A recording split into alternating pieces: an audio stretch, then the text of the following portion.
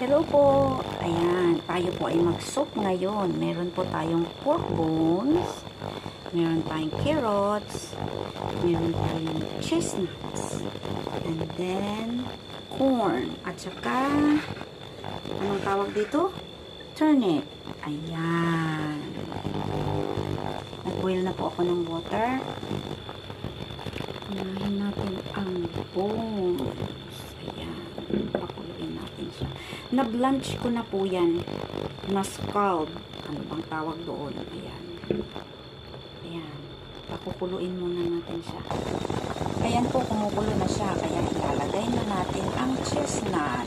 Ayan. Tapos ang corn. Ang carrots. Tapos turnip. Ayan. Ilagay natin siya. Pakukuluin po natin ng